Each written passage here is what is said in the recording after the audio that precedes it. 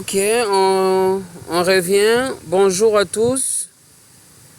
Nous allons pouvoir parler de la contrainte check.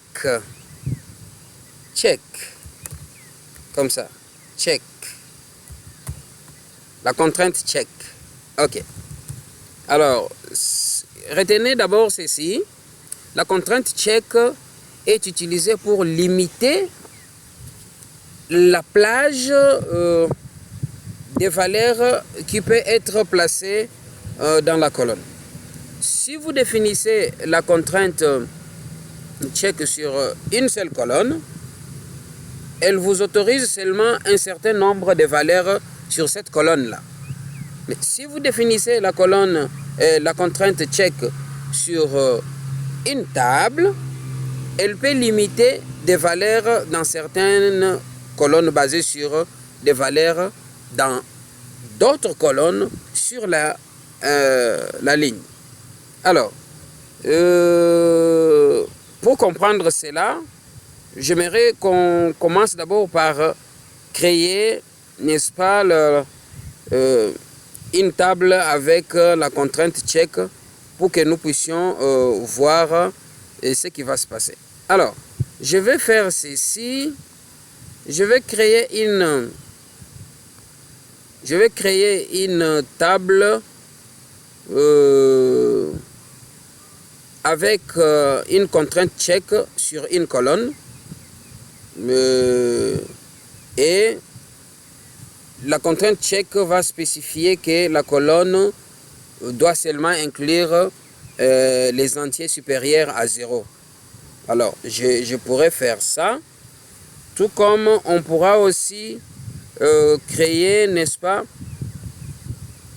une contrainte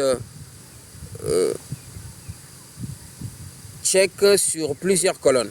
Alors, je préfère le faire sur plusieurs colonnes et on va voir ce que ça donne. Alors, j'ai use notre base de données de la fois passée.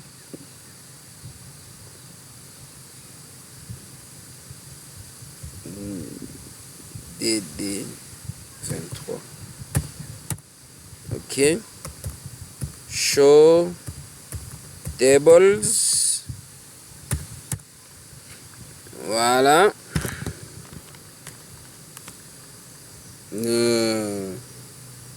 Alors, on supprime d'abord cette table individu. On la recommence pour que tout le monde puisse voir ce que nous voulons faire. Parce que ça, c'est... Et souvenez-vous, ça, c'est la table individu qu'on avait créée avant. Mais il n'y avait pas toutes les contraintes possibles. On va maintenant la supprimer et mettre maintenant la contrainte que nous avons besoin. La contrainte check pour voir ce que ça va donner. Qu'est-ce qu'il dit là? Non. Je devais mettre drop table individu. Voilà, drop table individu. Vous voyez individu qui est là. Je viens de dropper. Si je dis maintenant show tables, vous voyez, ça n'existe plus. Alors, sans plus tarder, je vais pouvoir, n'est-ce pas, créer maintenant la table individu pour que vous puissiez voir comment ça va donner. Create table individu.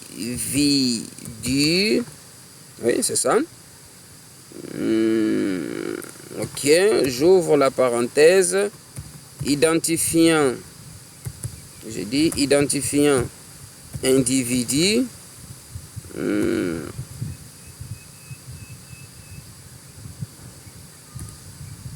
Entier. Not nul. Not nul. Attention, ici, on ne peut pas le mettre auto-incrément, sinon ça va donner des erreurs parce que nous signalons déjà une contrainte n'est-ce pas, check là-bas en bas. Alors, je prends note nulle, oui. Prénom de l'individu, bien sûr. Varchar, je prends 45 pour aller rapidement. Je prends le nom de l'individu, Varchar. Bon, je prends aussi 45. 45. Quoi d'autre? Je prends prénom, nom. Bon, je prends la ville où se trouve l'individu, Varchar, 50 par exemple. Ok, je vais pouvoir mettre maintenant la contrainte ici. Je fais avec cette formulation là. Constraint, ok, check comme objet individu, n'est-ce pas? J'ai dit check, oui c'est ça. Je la mets sur identifiant individu. Vous voyez notre colonne identifiant individu. J'ai dit par exemple, vous allez checker que ça doit être supérieur à 0 et la ville doit être égale par exemple à Kinshasa. Ok, je prends ce modèle ici. C'est plus pratique. Hein? Ok. Point virgule. Voilà. Nous avons créé notre table avec une contrainte check. Qu'est-ce que ça donne? DC individu. Qu'est-ce que ça donne? Ok. C'est une check. Voilà. Alors, vous pouvez modifier la table avec la contrainte check que nous avons fait. Vous faites la même chose telle qu'on a toujours fait, alter table. Vous faites, par exemple, s'il n'y avait pas une contrainte check, alter table, add check, on met, ou sur plusieurs colonnes, add constraint, on met l'objet tel qu'on a mis, tel qu'on avait fait avec les autres là, sans problème. Alors, essayons un peu rapidement de faire l'insertion. Insert, j'ai dit insert into individu. Insert into individu. Voilà. Values. Je mets par exemple identifiant individu. Attention, ici, je n'ai pas mis auto-incrément, donc je peux mettre manuellement comme ça.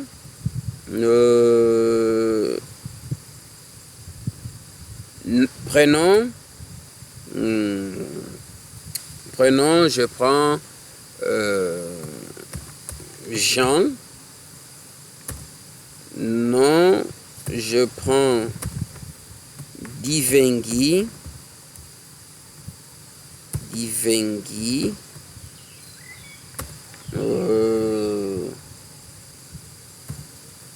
Ville, je prends Kinshasa. Ok. Quoi d'autre?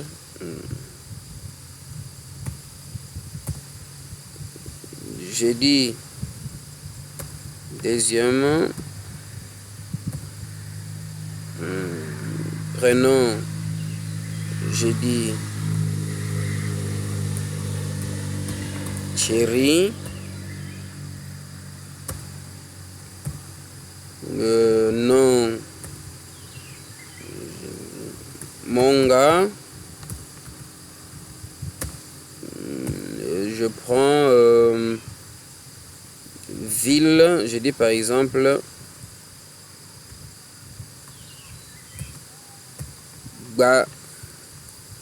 Badolite. Ok. J'enregistre d'abord les deux là. Voilà. J'ai enregistré les deux là. Select all from individu.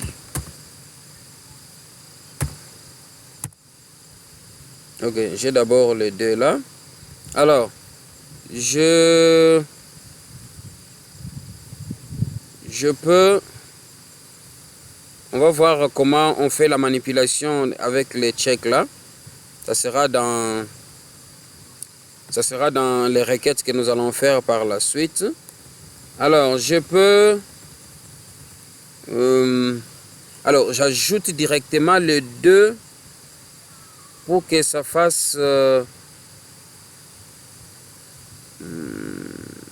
oui. Je voulais ajouter les deux, mais ici il fait déjà noir. Là, je dois un peu stopper par là. Et je vais ajouter la contrainte default dans une autre leçon. Le temps pour moi d'arranger un peu les histoires ici. Je vais ajouter bientôt là la contrainte default et faire une autre vidéo parce que je vois que ça risque d'alourdir là avec autant de minutes. On a déjà fait, ça fait déjà 12 minutes là. C'est beaucoup déjà. Merci. Je vous vois au prochain numéro, c'est-à-dire la leçon prochaine où on va commencer avec la contrainte default. Merci.